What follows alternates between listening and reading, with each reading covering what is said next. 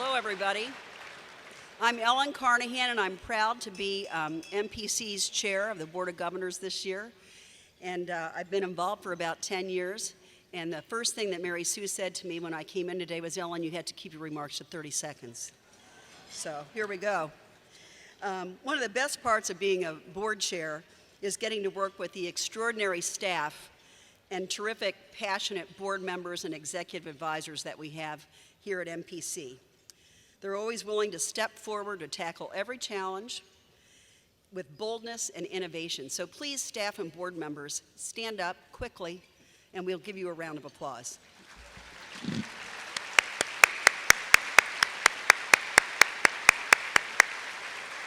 While I wasn't born here in Chicago, I consider myself a Chicagoan through and through. And like many of you, I've built my life and my career here. All of us in this room share a true love for this place we call home. But that passion is coupled with deep concern because this place does not work for everyone. MPC unleashes the greatness of our regions, places, and people. MPC sparked a conversation about inequity when our cost of segregation report was picked up in media stories around the world. When Governor Pritzker's transition team put out a call for ideas, we crafted 60 policy memos in 4 days. We kept beating the drum until the state invested $45 billion in our transit, bridges, and roads, the first comprehensive investment package in a decade. And absolutely, hit those potholes. And we're assisting the Lightfoot administration as they tackle aldermanic prerogative, equitable development, and much more.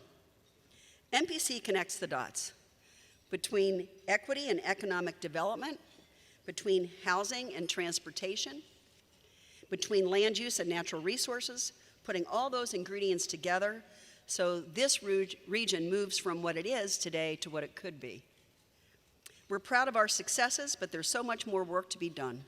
That's why I'm asking that you join me in showing your love for this reason. It is possible to create a better, bolder, more joyful future for everyone. So, there are envelopes at your table. Please grab one and pass them around right now. And if you can give 100 or 1,000 or even more, I promise you that it will definitely have a multiplier effect. Before today, we've raised $972,000, and our goal is $1 million. So we are so close, and thank you so much for giving us a little help to get to that goal of $1 million. Now, I am very honored to introduce our keynote speaker. Housed within Harvard University, Opportunity Insights is a nonpartisan organization that uses data to research and advocate for policies that improve upward economic mobility. They've found that our earliest experiences, like our neighborhoods and our kindergarten teacher, affect the course of advancement our entire lives. Raj Chetty co-founded Opportunity Insights in 2018. He's received a MacArthur Genius Fellowship and is one of the youngest people at Harvard's economic department to get tenure. According to a recent Atlantic magazine article, one of America's top economists described Raj like this: "The question with Raj is not if he will win a Nobel Prize, but when." In a segregated region like Chicagoland, his work on the power of mobility and place resonates deeply. Please welcome Raj Chetty.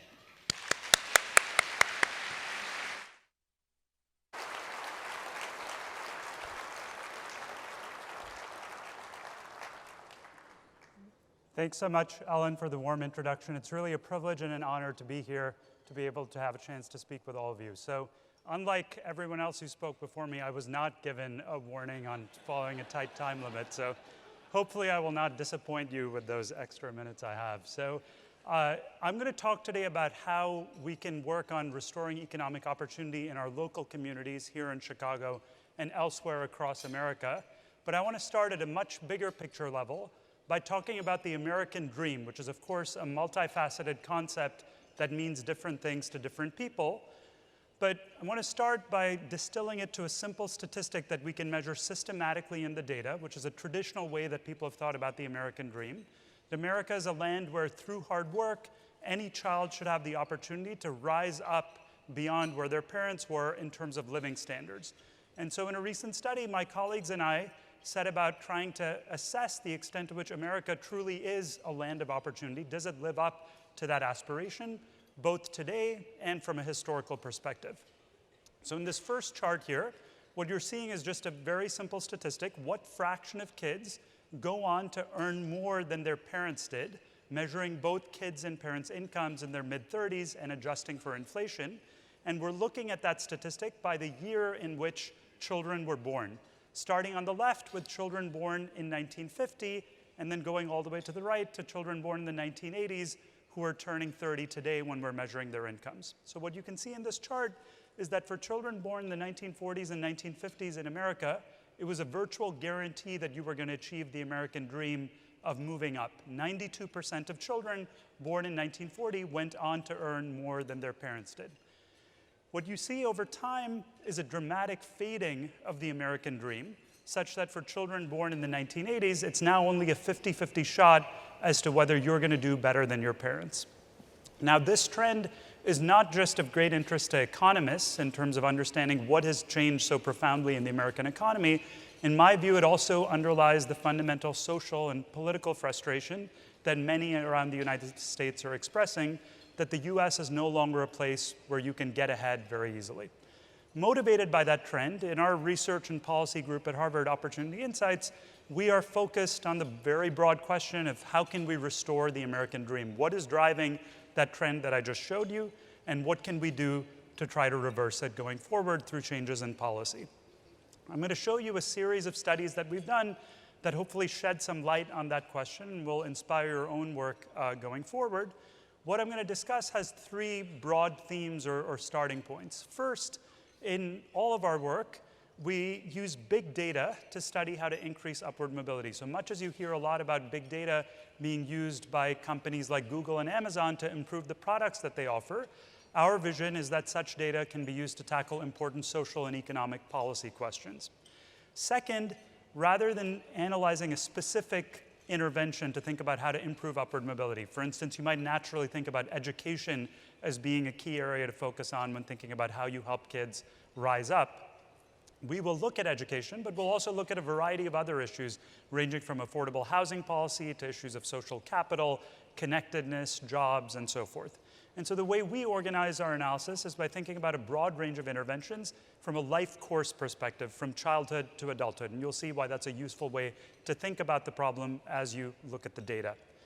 The starting point for a lot of our work is that there are very sharp local differences in rates of upward mobility. So that national picture that I showed you, actually underneath that, there's a tremendous amount of variation across different parts of America and different neighborhoods within cities in America. And so to show you that, I'm going to turn to this map here, which shows you the geography of upward mobility within the United States. The way we construct this map is by using data on 20 million kids born in the early 1980s, using information from anonymized tax returns to follow them over time and look at what their chances of rising up were relative to where they started, where their parents were in the income distribution. So let me describe how this map is constructed and then discuss what I think it's telling us. So what we do here is take the US and divide it into 740 different metro and rural areas. And in each of those areas, we calculate, using the tax return data, the following number. What is the average income at roughly age 35 of kids whose parents were at the 25th percentile of the national income distribution? That is, kids who grew up in families with a household income of about $27,000 a year. So we're basically asking, if you grew up in a low-income family in America, where do you yourself end up in the income distribution when you're an adult? And we're computing that statistic separately for each of these 740 areas, mapping kids back, importantly, to where they grew up rather than where they live as adults. Now, the map is colored so that blue colors represent areas with higher levels of upward mobility, and red colors represent areas with lower levels of upward mobility. Let me start in describing this data by drawing your attention to the scale on the lower right side of the graph. you can see here that there's a tremendous range in terms of rates of upward mobility, where kids starting out in families earning $27,000 a year, in the darkest blue colors, they're on average ending up with household incomes of $50,000 or $55,000 a year. So take, for example, a place like Dubuque, Iowa. You see kids who grew up in low-income families there, they're ending up with average incomes of $45,500 a year. In contrast, if you look at the darkest red colors, a place like Charlotte, North Carolina, for example, you see that average incomes one generation later are still only $26,300. So you essentially have no progress on average over one generation, despite the fact that there's been tremendous growth in the US economy and in Charlotte in particular over that period. Now you can see here that Chicago is roughly at the middle of this distribution, where kids end up with average incomes of $31,000 a year, kids growing up in low-income families in the Chicago area. So you can see the broad regional variation for yourself. Much of the center of the country has some of the highest rates of upward mobility. In the southeast, you have much lower rates of upward mobility. Many cities in the industrial Midwest, places like Cleveland and Detroit, have relatively low rates of upward mobility, and then parts of the coast look better in terms of rates of upward mobility. So naturally, given this map, and an interesting question from an academic perspective and an important question from a policy perspective is to ask why upward mobility varies so much across areas, and what can we learn from this sort of variation in terms of figuring out ways that we might ultimately increase levels of upward mobility in the red-colored parts of this map. So what I'm going to do in this talk is show you a series of analyses we've done to investigate various potential hypotheses you might have on what's driving this variation, and then talk about what the implications are from that research for policy solutions, in particular local policy solutions.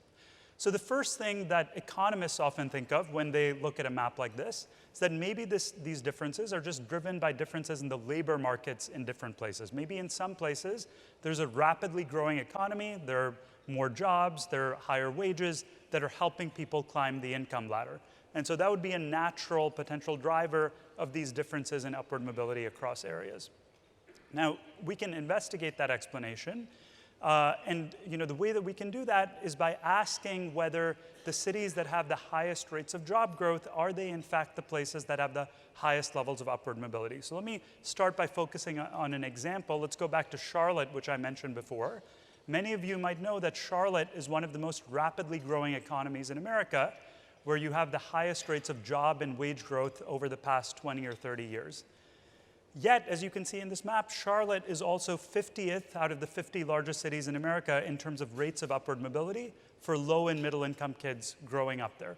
So how does that add up? How can you simultaneously be one of the most rapidly growing cities in America, yet when you look at rates of upward mobility for the kids growing up in your city, you have one of the lowest rates of upward mobility? So what's happening is Charlotte is basically importing talent. Lots of people move to Charlotte to get those high-paying jobs. And as a result, Charlotte has a tremendous amount of wage and job growth. But apparently, the kids who are living there to begin with don't necessarily benefit from that job growth. And you can see that pattern more broadly. If I now plot these measures of upward mobility that I was showing you on the previous map against rates of job growth over the past 20 years, you basically see no relationship between those two things, right? So you have places like Charlotte and Atlanta, which excel in terms of rates of job growth, but don't have very high rates of upward mobility. Conversely, you have lots of places that have pretty high rates of upward mobility, but don't have particularly high rates of job growth. So the first simple point that you see from this analysis is that having more jobs in your area is not in and of itself a guarantee that you're going to have higher rates of upward mobility for your local population. Put it differently, getting the Amazon headquarters to come to your city, like that might be useful for various reasons, but it's not an automatic guarantee that your local population, particularly low and middle income kids, are going to benefit from that. So that's the first potential hypothesis. It doesn't seem like that's the key driver. So coming back to the map now, a second issue that people will often think about, anyone familiar with the demography of the United States will recognize that there's a potential link with race here. So in particular, places with larger African-American populations, like the Southeast, cities like Cleveland, Detroit, Chicago, and so forth, tend to be the places that also have lower levels of upward mobility. So you might naturally ask, how much of the story here is actually just about race, which is showing up as these differences across places, and how much of it is actually a story about place for people of a given race.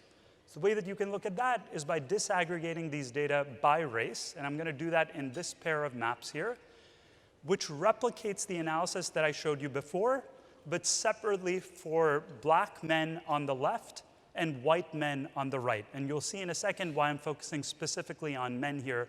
There are important differences by gender in this analysis. So this is the same statistic as before. What are your chances of rising up if you're growing up in a low-income family as a black man and as a white man? Now, initially, when you look at these two maps, you might think, oh, they've put these two maps on two different color scales, sort of a red-yellow color scale on the left and a blue-green color scale on the right. But in fact, as you can see, if you look at the bottom, we have not. The maps are on the same color scale. It's just that this reveals a striking and depressing fact about the United States, which is that it's essentially like there are two Americas. The distribution in terms of economic opportunities for black men is completely non-overlapping with that for white men. That is to say, in the cities with the highest levels of upward mobility for black men, a place like Boston, for example, the outcomes for black men there are worse than the cities with the lowest levels of upward mobility for white men, a place like Charlotte. So it's really, race matters in an incredibly extreme way. Even, at a given income level, there are very sharp differences in rates of upward mobility for black men versus white men.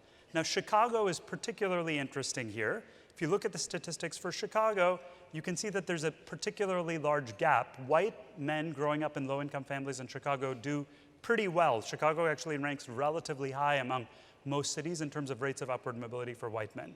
In contrast, for black men, Chicago is very near the bottom.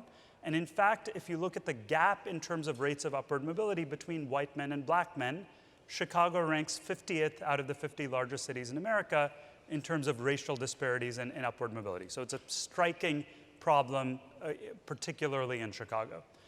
So that's the data for men. Let's now repeat that analysis for women, and you see a very different pattern. So if you look at the individual earnings of black versus white women growing up in low-income families, now you see a set of colors that are roughly overlapping.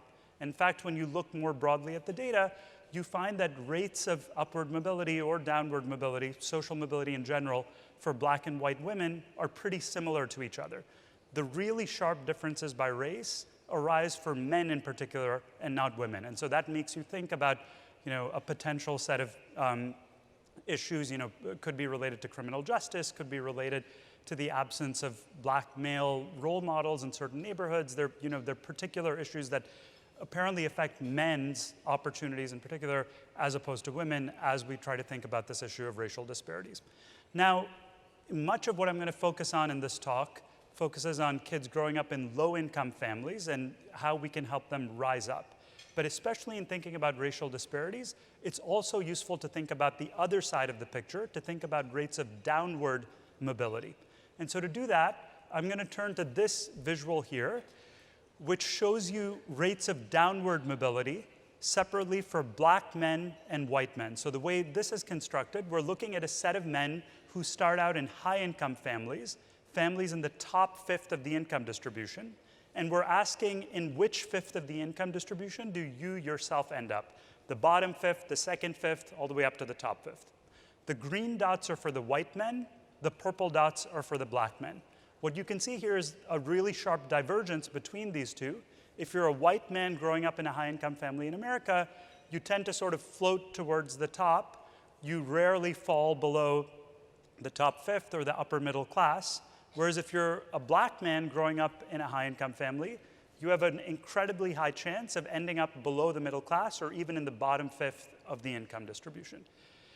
And so that sharp difference in terms of rates of downward mobility, I think, is the key thing that drives the persistence of racial disparities across generations in America. One way to think about it visually is achieving the American dream is like climbing an income ladder for white men. It's more like being on a treadmill for black men. Even after you climb up in one generation, there are various structural forces that make it incredibly likely, even if you're going to the most affluent schools in the best neighborhood in Chicago, in a high-income family, you have a much higher chance of falling down in the income distribution than white men. And as a result, even after you've made the climb, there's a persistence of racial disparities across generations. And I think what that implies is when we're thinking about how to solve racial disparities, many of us naturally gravitate towards thinking about lower income families and low income neighborhoods, but that's not necessarily the only thing we should be focusing on. I think it's equally important to think about the upper middle class so that you can help black families stay there once they've made that climb. Okay, so what I want to turn to next is to come back to the issue of why we're seeing these sharp differences across areas. And what we've been talking about so far is looking at the data at this broad regional or national level. What I want to do next is zoom in to the neighborhood level. And in order to do that, I'm going to turn to this tool called the Opportunity Atlas, which we released a few months ago publicly. This is a website that you can go to yourself, opportunityatlas.org. And the way this works is it's like a Google map where you can enter in any address you like. And so I'm just going to zoom in here to Chicago. And what we can do is now look at the same data that we were looking at before, but now census tract by census tract within the city of Chicago or in any city in America. And so it's the same exact statistic we started out with. So the first thing I want to point out is if you look at this map, notice that you see the same spectrum of colors that we saw at the national level within the city of Chicago, right? So to put that differently, what that means is you can drive 2 or 3 miles down the street in Chicago, and it's like you're going from Alabama to Iowa in terms of rates of upward mobility. So the origins of this phenomenon are incredibly local. It's not about differences between the South and the Northeast or one state relative to another. It's actually about big differences between one part of Chicago and another part of Chicago. And so, you can explore this data in more detail for yourself, and you all will know these neighborhoods better than me. But the type of thing that you see here is, for instance, if you look on the south side of Chicago, some of this may not be surprising to you. We have a sense that some of these neighborhoods are quite tough, and there are areas where it's tough for kids to come up. But there are other places, like, for example, here in Alsip, where you may not have known ex ante that that's actually a pretty good place in terms of upward mobility, even though it's not exceptionally more expensive than other nearby parts of the city. And so you often see this incredibly sharp variation in terms of rates of upward mobility across local areas that can be useful in terms of understanding where you should target efforts to improve upward mobility and how you might change things going forward. Okay, so now returning to what we might actually do to try to increase upward mobility. Let me come back here now to start to understand what is driving these differences across local areas in more detail, and then turn to potential policy solutions. So in order to do that, I'm going to give you another snapshot from the Opportunity Atlas here in the city of Seattle, where we've been doing some work, which I'll discuss in a second. And so the first thing to note is you see a pattern very similar to what I showed you in Chicago, that there's that full spectrum of colors within the city of Seattle, obviously a booming city. Yet even in Seattle, if you're growing up in the central district in a low-income family, your average household income in adulthood is only $26,000 a year, much lower than if you were growing up in a place called Normandy Park, south of the city, in an equally low-income family. So what I want to do is use these data to try to understand what exactly is driving these variation across places. And as a first step in doing that, I want to look at the impacts of families that move across areas in order to gauge the extent to which these differences are driven by the causal effect of growing up in one place versus another, versus just differences in the types of people who are living in Normandy Park versus the types of people who are living in the central district. That's a central issue we have to understand in order to determine whether place actually really seems to matter for a given kid's outcomes. And so we've done a study where we look at about 3.5 million families that move across neighborhoods and see how their kids' outcomes change when they make such moves. For simplicity, what I'm going to do here is, rather than getting into the statistical details, I'm going to summarize what we find in the context of a simple example. Let's imagine we have a set of families that move from the central district, which I just showed you on the map before. If you grew up there from birth, you have an average income of $26,000 in adulthood. So think about a set of families that move from the central district to Normandy Park. And imagine families that move with kids of different ages, starting with families who move when their child is exactly 2 years old. So what we're doing in this first dot that you see here is track the kids who made this move exactly when they're 2 years old, forward about 30 years, and we're measuring their incomes when they're in their 30s. And what you see in this first dot is that those children, on average, earn about $39,000 a year when they're adults, okay? So that's for the kids who move when they're exactly 2. Now let's repeat that analysis for kids who move when they're 3, 4, 5, and so on. And what you see is a very clear declining pattern. The later you make that move from the Central District to Normandy Park, the less of a gain you get. And if you move after you're in your early 20s, the relationship is completely flat and you get no gain at all. So what do you see from this chart? I think there are 3 key lessons. The first is that where you grow up really matters. It's not just that the kids who live in the Central District are different from the kids who live in Normandy Park, or the kids who grow up in Chicago are different from the kids who grow up in San Francisco or Atlanta. Of course they are, but apparently if you take a given child and help that child move to a different neighborhood, you see really significant changes in that given child's life outcomes. So neighborhoods and place have a profound causal effect, and that should shape how we think about policy decisions. Second, what you can see is what really seems to matter in terms of neighborhoods is childhood environment rather than where you live as an adult. We've seen in this study and a number of other studies now that helping people move when they're adults doesn't really do anything. So what that suggests is when we're thinking about local policy, place-based policy, we should really be thinking about childhood development and the development of human capital rather than labor market issues. Third, you see that every extra year of childhood exposure to a better environment improves kids' long-term outcomes. That is a particularly important result in light of current discussions on early childhood intervention.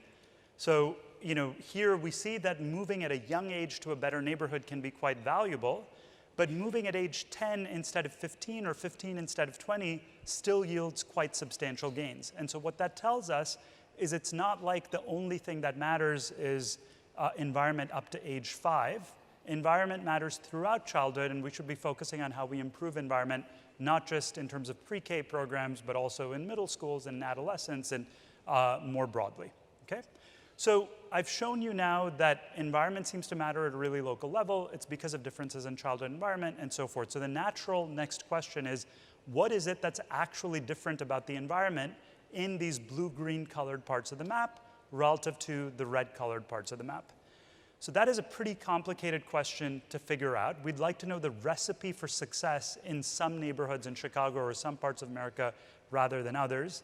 And we are continuing to work on that problem. What I'm going to show you here as a first step in figuring that out is a set of correlations. We've looked at a variety of different factors that sociologists and economists have thought about over the years. And here I'm listing the 4 strongest predictors of these differences in mobility across places. So what you tend to see in the blue-colored neighborhoods on the map, the high mobility areas, is that they tend to have lower poverty rates. So places that have more mixed income housing or where you have more integration, they tend to have higher levels of upward mobility for kids in low-income families. Second, places with more stable family structures, so in particular places with more 2-parent families, tend to have higher levels of upward mobility. That's a very strong pattern in the data. What exactly the mechanism is, we're not totally clear, but that is a clear fact in the data.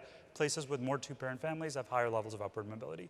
Third, and somewhat related to that, places with greater social capital tend to have higher levels of upward mobility. So what is social capital? The way I think about it is the old adage that it takes a village to raise a child.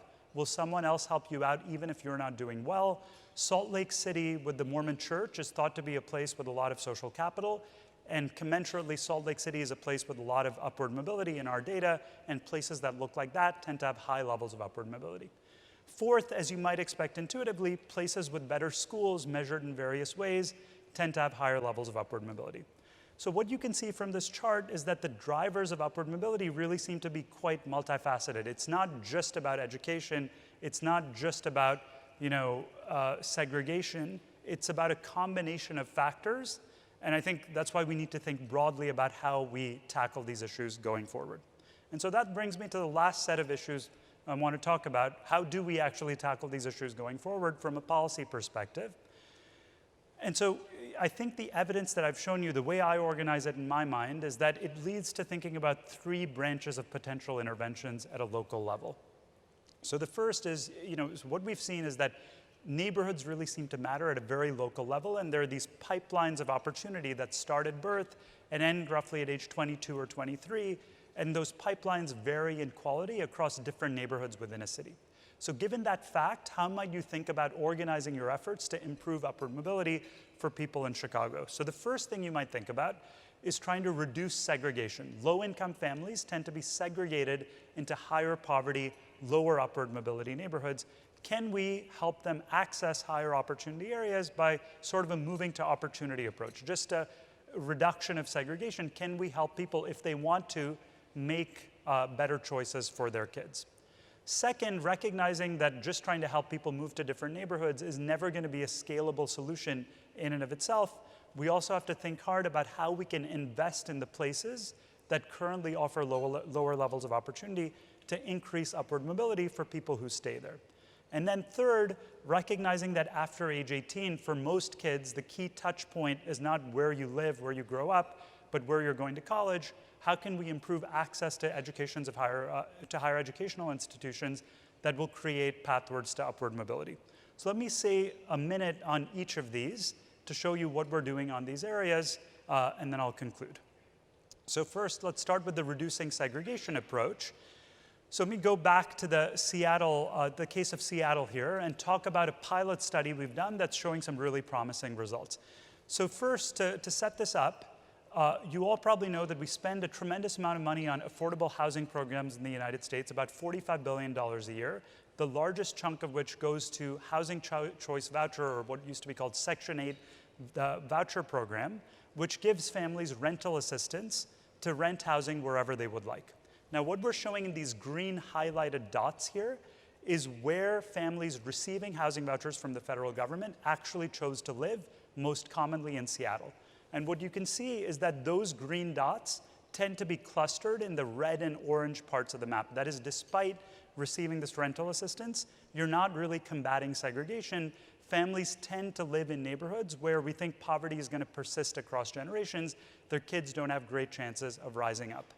So motivated by that pattern, we teamed up with the Seattle and King County housing authorities to try to understand, why is it that families aren't moving to the blue-colored neighborhoods where we think their kids would do much better, even after getting this rental assistance?